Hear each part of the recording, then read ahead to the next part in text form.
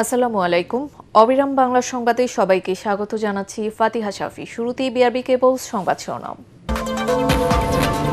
শারীরিক ও মানসিক অসুস্থতায় শাহাবুদ্দিনের পদত্যাগ, ভারপ্রাপ্ত রাষ্ট্রপতি হাফিজউদ্দিন আহমদ আপাতত দেশেই থাকবেন, সদ্য বিদায়ী রাষ্ট্রপতি টেলিফোনে জানিয়েছেন এটিএন বাংলাকে।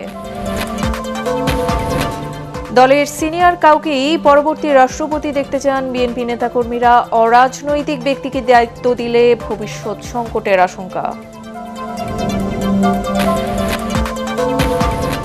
মিরপুরে দুর্বৃত্তদের গুলিতে যুবদল কর্মী নিহত, আহত 2, অস্ত্রসহ একজন আটক।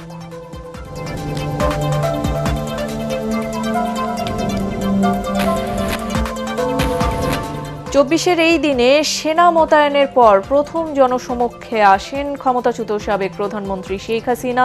পরিদর্শন করেন মেট্রো রেল স্টেশন। আরও বিক্ষুব্ধ হয় জনতা। এবং প্রতিবারের মতো এবারও নানা রূপকথার জন্ম ফুটবল বিশ্বকাপে। একই সঙ্গে বিশ্বমঞ্চ থেকে বিদায় একের পর এক মহাতারকাদের।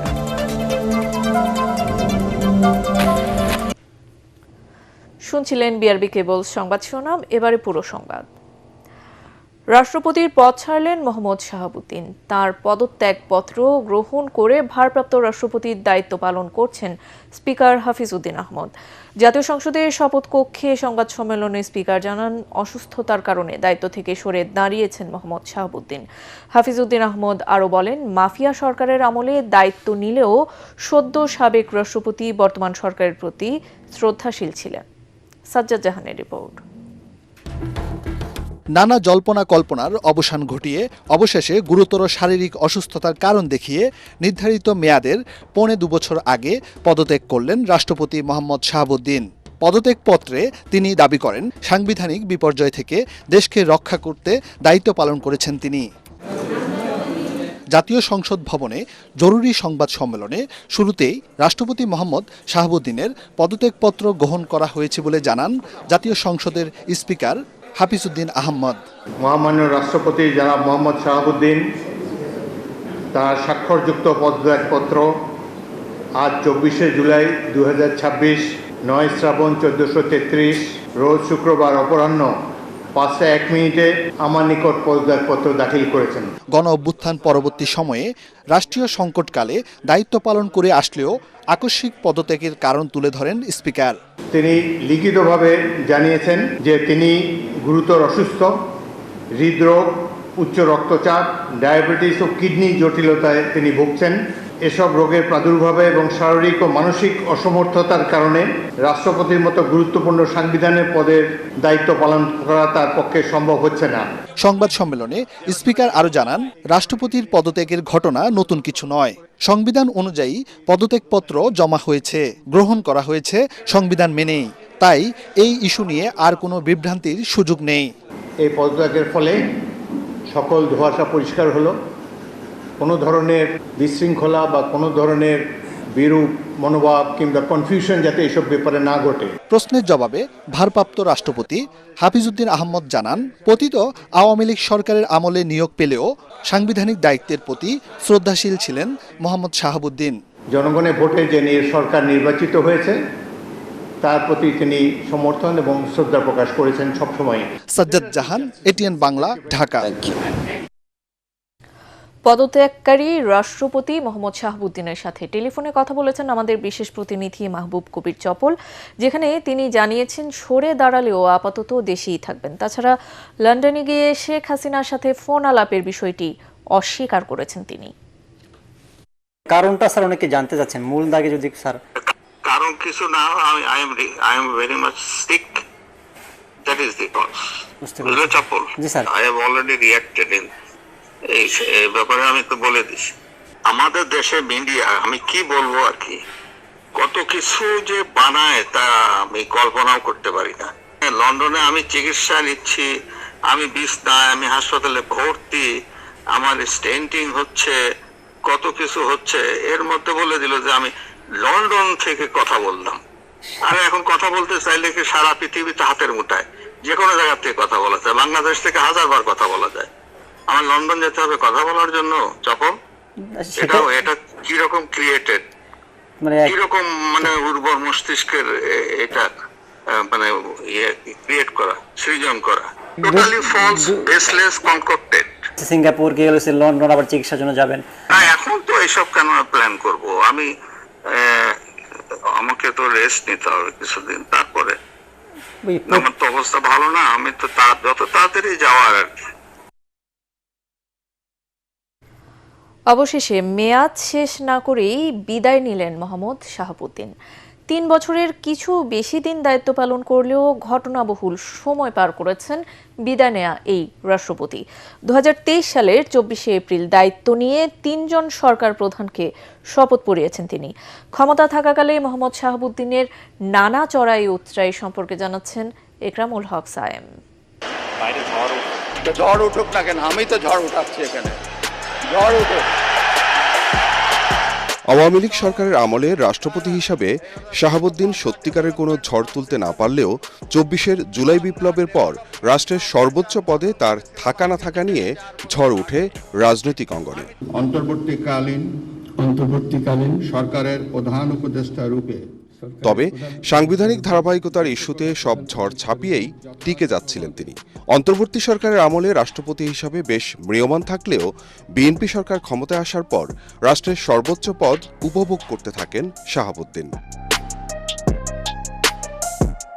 যদিও ত্রয়োদশ সংসদে রাষ্ট্রপতির স্বাগত ভাষণকে ঘিরে তুমুল হট্টগোল তৈরি হয় অধিবেশন কক্ষে।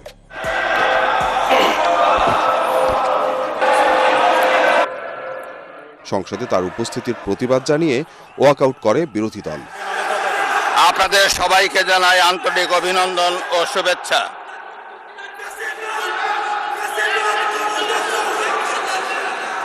জনাব স্পিকার,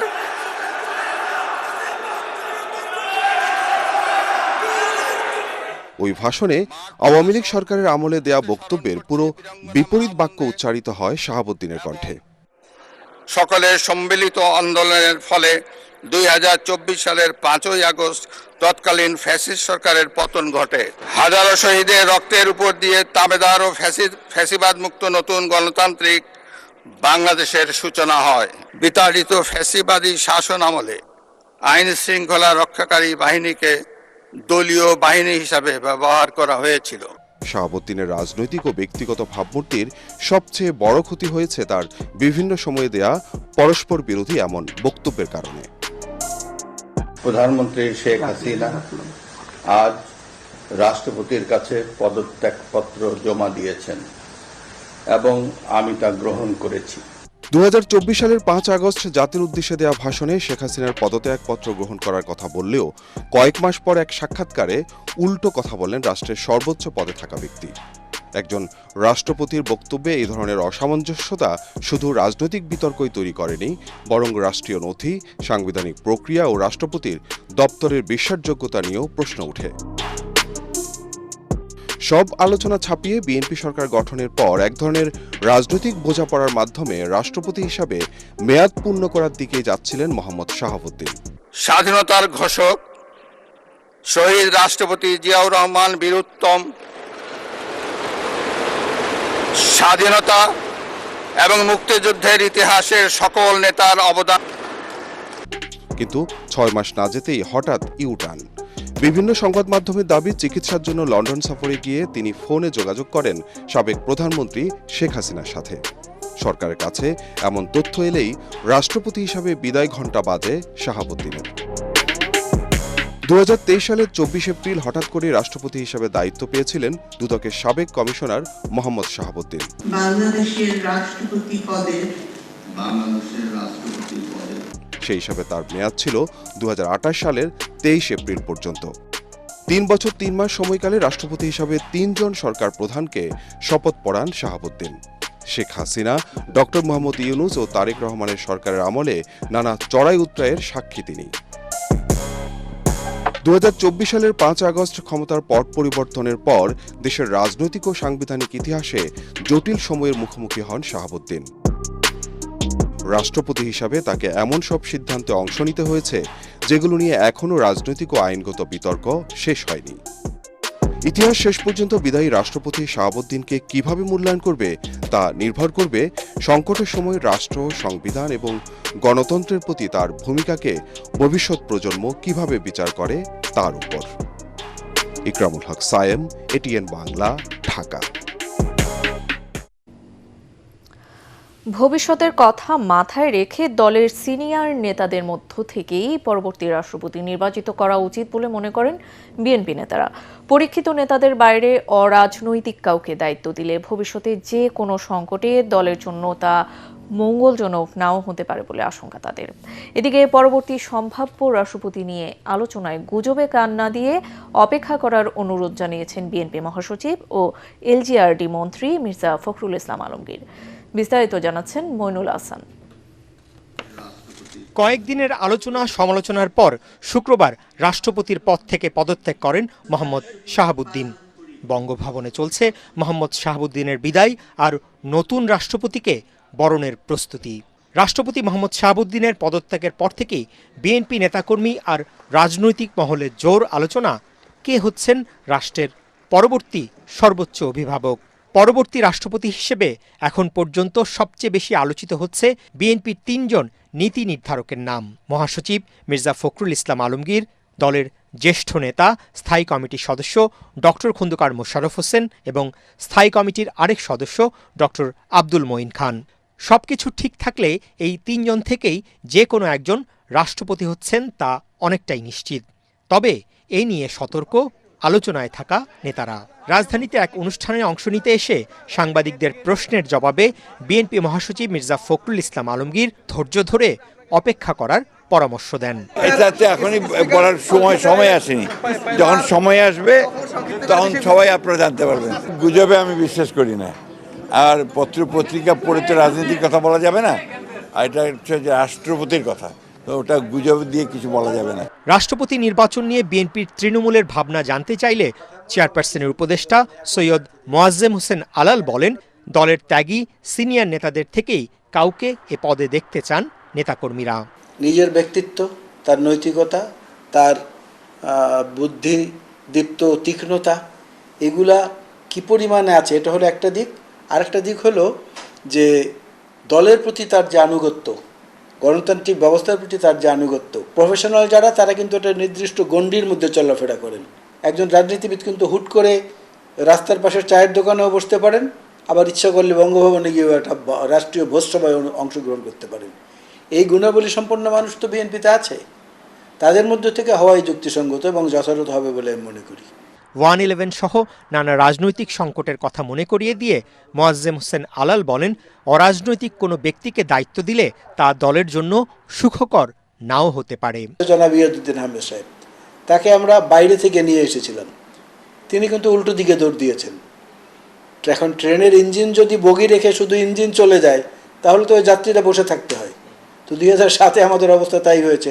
এই জিনিসগুলো বিবেচনা করি আমার মনে হয় দলের মধ্যে বিশ্বস্ত, দলের প্রতি আনুগত্য এবং পরীক্ষিত জিয়া এবং বেগম খালেদা জিয়ার অনুসারী এরকম যারা, তাদের মধ্যে থেকে রাষ্ট্রপতি নির্বাচিত হওয়া উচিত। বিএনপির সিনিয়র নেতারা আভাস দেন, জাতীয় সংসদের পরবর্তী অধিবেশন শুরু হতে কয়েক মাস সময় হাতে থাকায় রাষ্ট্রপতি নির্বাচনে দল কিছুটা সময় নিতে পারে। আর সংবিধান অনুযায়ী নতুন রাষ্ট্রপতি নির্বাচিত হওয়ার আগ পর্যন্ত ভারপ্রাপ্ত হিসেবে দায়িত্ব পালন করে যাবেন স্পিকার হাফিজউদ্দিন আহমদ। শাহজাহান চৌধুরী, চট্টগ্রাম 15, মাসুদ পারভেজ, মইনুল হাসান, এটিএন বাংলা, ঢাকা। রংপুর 4। রাষ্ট্রপতি পদ থেকে মোহাম্মদ শাহাবুদ্দিনের পদত্যাগের মধ্য দিয়ে জাতি স্বৈরাচারের কালো ছায়া মুক্ত হয়েছে বলে মন্তব্য করেছেন জামায়াতের আমির ও বিরোধী দলীয় নেতা ডাক্তার শফিকুর রহমান। অন্যদিকে জুলাই গণহত্যার দায়ে পদত্যাগ করা মোহাম্মদ শাহাবুদ্দিনকে দ্রুত গ্রেপ্তার করে আন্তর্জাতিক অপরাধ ট্রাইব্যুনালে বিচারের দাবি জানিয়েছেন জাতীয় নাগরিক পার্টি এনসিপির সদস্য সচিব আক্তার হোসেন। ঘাট থেকে স্বৈরাচারের একটা কালো ছায়া সরে গেল, এই জন্য আমরা আল্লাহ তাআলার শুকরিয়া আদায় করি। তিনি কি কারণে পদত্যাগ করেছেন এই বিষয়ে আমাদের কোনো আগ্রহ নাই, কারণ আমরা আগে থেকেই বিবেচনায় নিয়েছি যে তিনি প্রেসিডেন্ট পদে থাকার আর যোগ্য নন, তিনি তার যোগ্যতা হারিয়েছেন। অস্থায়ী প্রেসিডেন্ট হিসাবে বর্তমান মাননীয় স্পিকার দায়িত্ব গ্রহণ করেছেন, আমরা তাকে অভিনন্দন জানাই এবং আমরা তাকে আশ্বস্ত করছি তিনি যতদিন দায়িত্ব পালন করবেন, আশা করব যে তিনি ন্যায়নিষ্ঠভাবে এই দায়িত্ব পালন করবেন, নির্মোহভাবে দায়িত্ব পালন করবেন। কারো প্রতি তিনি কোনো ধরনের কোনো পক্ষপাতিত্ব করবেন না। এই শাহাবুদ্দিন চুপ্পু সে যত অপরাধ করেছে, সে অপরাধগুলোতে তাকে অবশ্যই বিচারের আওতায় নিয়ে আসতে হবে। এই শাহাবুদ্দিন চুপ্পুর মতো একজন ফেসিবাদের দোসর, একজন ফেসিস্ট, সে যদি বিচারের আওতায় না আসে, তাহলে 24 অভ্যুত্থানে যারা জীবন দিয়েছেন তাদের বিচার অপূর্ণাঙ্গ থেকে যাবে। অনন্ত বিলম্বে শাহাবুদ্দিন চুপ্পুকে গ্রেফতার করে তাকে বিচারের আওতায় নিয়ে আসার জন্য সরকারকে অবশ্যই উদ্যোগ গ্রহণ করতে হবে। রাজধানীর মিরপুরে সন্ত্রাসীদের গুলিতে যুবদলের এক কর্মী নিহত হয়েছেন। শুক্রবার রাত 11টার দিকে মিরপুর 13 নম্বরে ওপেক্স গার্মেন্টসের সামনে এ ঘটনা ঘটে। এতে আরও 2 জন গুলিবিদ্ধ হয়েছেন। নিহত ইউসুফ আলী ওরফে পারভেজ কাফরুল থানা যুবদলের কর্মী ছিলেন। তিনি মিরপুর 13 নম্বর এলাকায় বসবাস করতেন। তার গ্রামের বাড়ি বরিশালের উজিরপুর উপজেলার সাকরাল এলাকায়। আহতরা হলেন যুবদলের আরেক কর্মী মনির হোসেন এবং কাঁচামাল বিক্রেতা সালাম সর্দার। প্রত্যক্ষদর্শীরা জানান, ঘটনার সময় কাফরুল থানা যুবদলের সদস্য সচিব হাফিজুল ইসলাম বাবুর সঙ্গে ইউসুফ, মনির ও আরও কয়েকজন একটি দোকানের সামনে আড্ডা দিচ্ছিলেন।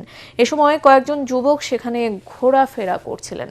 তাদের কাছে ঘোরাঘুরির কারণ জানতে চাইলে হঠাৎ বাবুকে লক্ষ্য করে এলোপাতাড়ি গুলি ছোড়ে তারা। গুলিতে ইউসুফ, মনির ও পথচারী সালাম সর্দার আহত হন। পরে গুরুতর আহত ইউসুফকে ঢাকা মেডিকেল কলেজ হাসপাতালে নেওয়া হলে কর্তব্যরত চিকিৎসক তাকে মৃত ঘোষণা করেন।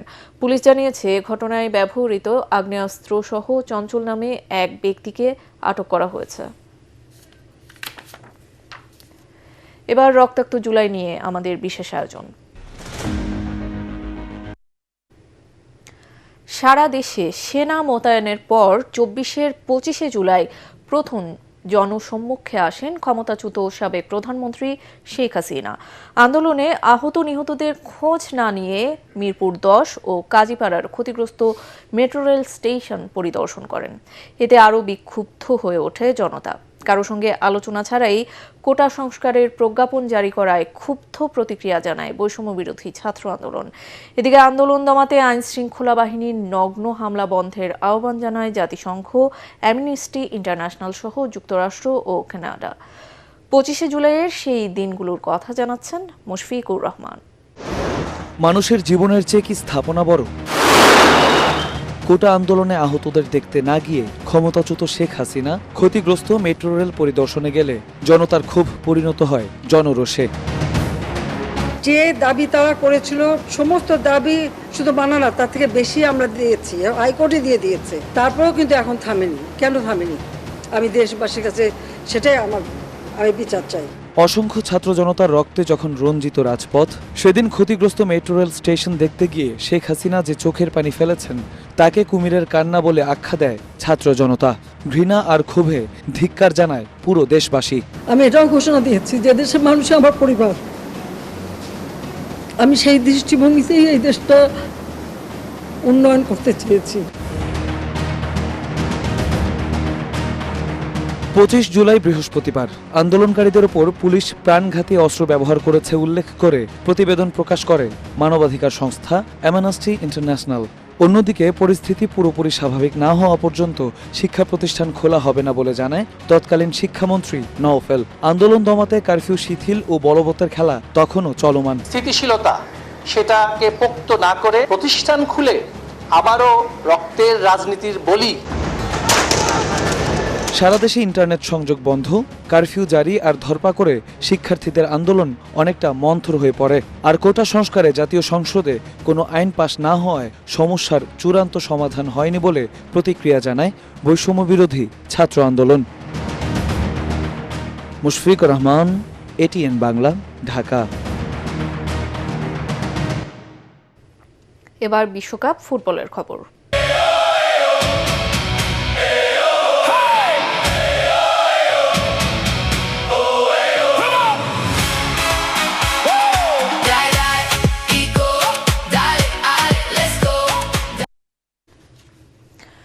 প্রতিটি বিশ্বকাপই কোনো না কোনো নতুন রূপকথার জন্ম দেয়, আবার একই সঙ্গে বিশ্বমঞ্চ থেকে বিদায় নেন একের পর এক মহাতারকা। ফুটবল ভক্তদের স্মৃতি আর আবেগে ভাসিয়ে শেষ হলো 2026 বিশ্বকাপ। উত্তর আমেরিকার সবুজ গালিচায় এবার ইতি ঘটল এক সোনালী যুগের। বিস্তারিত রায়হান রাসেলের প্রতিবেদনে। বিশ্বকাপ যেমন নতুন তারকা তৈরি করে, একই সঙ্গে কিংবদন্তিদের বিদায়েরও সাক্ষী হয়। 2026 বিশ্বকাপও এর ব্যতিক্রম নয়। উত্তর আমেরিকার মাঠ থেকে বিদায়ের এই তালিকায় সবার উপরে আছেন ক্রিশ্চিয়ানো রোনালদো। তিনি রেকর্ড 5টি ব্যালন ডিওর জয়ী, জিতেছেন ইউরো ট্রফি। বিশ্বকাপের ট্রফি তার জেতা হয়নি, তবে আন্তর্জাতিক ফুটবলের সর্বকালের সর্বোচ্চ গোলদাতার রেকর্ড নিয়েই জাতীয় দলের জার্সি তুলে রাখলেন CR7। বিদায়ের তালিকায় আরও একটি বড় নাম ক্রোয়েশিয়ার অধিনায়ক লুকা মডরিচ। 2018 সালে ব্যালন ডিওর জয়ী এই মিডফিল্ডার ক্রোয়েশিয়াকে বিশ্বকাপের ফাইনালে এবং সেমিফাইনালে তুলেছিলেন। দেশের হয়ে দীর্ঘ ও সোনালী অধ্যায়ের ইতি টানলেন 2026 বিশ্বকাপে। জার্মানির হয়ে 128 ম্যাচ খেলা ম্যানুয়েল নুয়ারও আন্তর্জাতিক ফুটবলকে বিদায় বলেছেন। 2014 সালের বিশ্বকাপ জয়ী এই গোলরক্ষক আধুনিক সুইপার কিপার হিসেবে ফুটবলের সংজ্ঞা বদলে দেন। অনেকটা অপ্রত্যাশিতভাবে আবেগময় বিদায় নেন ব্রাজিলের নেইমার। 130 ম্যাচে সেলেসাওদের জার্সিতে তিনি সর্বোচ্চ 80টি গোল করেন, তবে তারও কেবল বিশ্বকাপের সোনালী ট্রফিটি জেতা হলো না। খেলোয়াড়দের পাশাপাশি একটি ঐতিহাসিক যুগেরও অবসান ঘটেছে। টানা 14 বছর ফ্রান্সের দলের কোচ ছিলেন দিদিয়ের দেশম। এবার তিনি দায়িত্ব ছেড়েছেন। খেলোয়াড় হিসেবে 1998 সালে এবং কোচ হিসেবে 2018 সালে জেতেন বিশ্বকাপ। এই বিদায় গাথায় উঠেছে লিওনেল মেসির নামও, যদিও অবসর নিয়ে এখনও কোনো আনুষ্ঠানিক ঘোষণা দেননি আর্জেন্টাইন কিংবদন্তি। তবে বয়সের হিসেব বলছে 2030 বিশ্বকাপে তার মাঠে নামা হবে বেশ চ্যালেঞ্জিং। 2026 বিশ্বকাপই তাই বিশ্বমঞ্চে ফুটবল জাদুকরের শেষ দৃশ্য হয়ে থাকতে পারে। বিদায় নেওয়া এই তারকাদের রক্ত, ঘাম, স্মৃতি আর আবেগ হয়তো আর কোনোদিন আন্তর্জাতিক মাঠে ফিরবে না, কিন্তু কিংবদন্তিদের রেখে যাওয়া কীর্তি আর স্মৃতি চিরদিন উজ্জ্বল থাকবে ফুটবল প্রেমীদের হৃদয়ে। রায়হান রাসেল, এটিএন বাংলা। এবার আন্তর্জাতিক সংবাদ।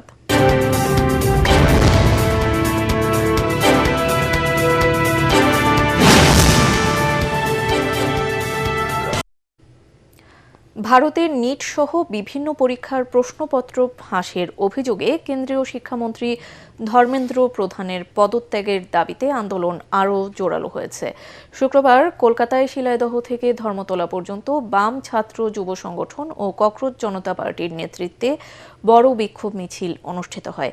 এদিকে দিল্লিতে সরকারের সঙ্গে তৃতীয় দফা বৈঠকে ক্ষতিগ্রস্ত শিক্ষার্থীদের পরিবারকে ক্ষতিপূরণ এবং আন্দোলনকারীদের বিরুদ্ধে দায়ের করা মামলা প্রত্যাহারের বিষয়ে নীতিগত সম্মতি মিললেও শিক্ষামন্ত্রীর পদত্যাগের বিষয়ে কোনো সিদ্ধান্ত হয়নি। সব দাবি পূরণে 24 ঘন্টার আলটিমেটাম দিয়ে দেশব্যাপী আরও কঠোর আন্দোলনের হুঁশিয়ারি দিয়েছে সিজেপি। এরই মধ্যে কেন্দ্রীয় রেল ও খাদ্য প্রক্রিয়াকরণ প্রতিমন্ত্রী মন্ত্রিসভা থেকে পদত্যাগ করেছেন। আশিকুর রহমান জানাচ্ছেন বিস্তারিত। ভারতের কেন্দ্রীয় শিক্ষামন্ত্রী ধর্মেন্দ্র প্রধানের পদত্যাগের দাবিতে কলকাতায় বড় ধরনের বিক্ষোভ হয়েছে। শুক্রবার শিয়ালদহ থেকে ধর্মতলা পর্যন্ত বাম ছাত্র যুব সংগঠন এবং ককরোচ জনতা পার্টি সিজিপির নেতৃত্বে মিছিল অনুষ্ঠিত হয়। আন্দোলনকারীদের দাবি, গত 5 বছরে দেশটিতে 89টি পরীক্ষার প্রশ্নপত্র ফাঁস হয়েছে এবং এর পেছনে একটি শক্তিশালী চক্র সক্রিয়। শাসক দলের দুর্বলতার সুযোগ নিয়ে ওই চক্র প্রতি বছর বিপুল অর্থের বিনিময়ে প্রশ্নপত্র ফাঁস করছে। এদিকে দিল্লিতে সরকারের সঙ্গে আন্দোলনকারীদের তৃতীয় দফা বৈঠকেও শিক্ষামন্ত্রীর পদত্যাগের বিষয়ে কোনো সিদ্ধান্ত হয়নি। তবে ক্ষতিগ্রস্ত শিক্ষার্থীদের পরিবারকে 1 কোটি রুপি ক্ষতিপূরণ এবং আন্দোলনকারীদের বিরুদ্ধে দায়ের করা মামলা প্রত্যাহারের বিষয়ে সরকার নীতিগতভাবে সম্মত হয়েছে বলে দাবি করেছে সিজেপি। শিক্ষামন্ত্রীর পদত্যাগের বিষয়ে চূড়ান্ত সিদ্ধান্ত জানাতে সরকারকে শনিবার দুপুর 2টা পর্যন্ত 24 ঘন্টার আলটিমেটাম দিয়েছে সংগঠনটি। নির্ধারিত সময়ের মধ্যে দাবি পূরণ না হলে দেশব্যাপী আরও কঠোর আন্দোলনের হুঁশিয়ারি দিয়েছে সিজেপি। এরই মধ্যে কেন্দ্রীয় রেল ও খাদ্য প্রক্রিয়াকরণ প্রতিমন্ত্রী রণবীর সিং বিট্টু মন্ত্রিসভা থেকে পদত্যাগ করেছেন। তবে দ্য হিন্দুস্তান টাইমস জানিয়েছে, আগামী বছর পাঞ্জাবের বিধানসভা নির্বাচনের আগে তিনি বিজেপির সাংগঠনিক কার্যক্রমে গুরুত্বপূর্ণ ভূমিকা পালন করবেন। আশিকুর রহমান, এটিএন বাংলা। এবার খেলার খবর।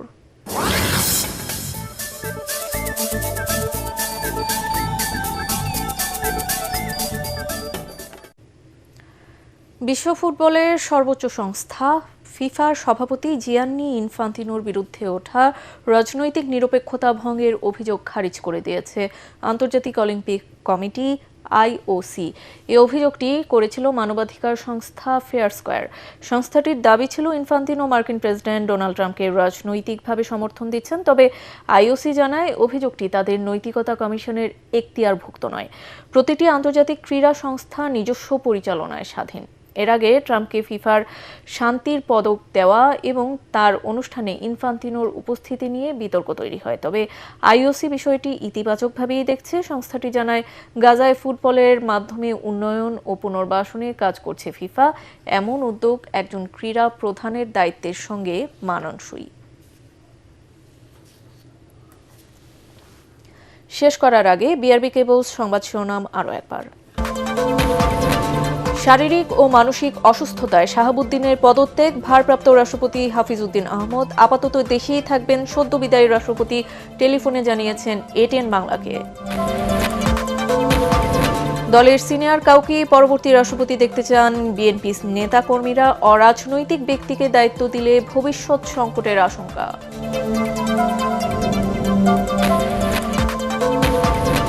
মিরপুরে দুর্বৃত্তদের গুলিতে যুবদল কর্মী নিহত, আহত ২, অস্ত্রসহ একজন আটক।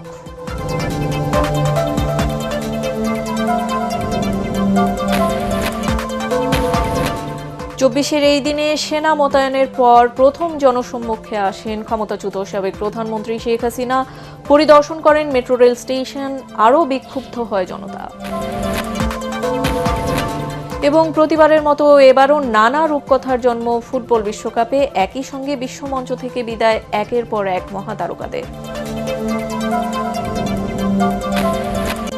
পরবর্তী সংবাদ দেখার আমন্ত্রণ জানিয়ে এখনকার মতো শেষ করছি। এটিএন বাংলা সংবাদ ইউটিউবে দেখতে ব্রাউজ করুন youtube/ATN Bangla News। ধন্যবাদ সাথে থাকার জন্য।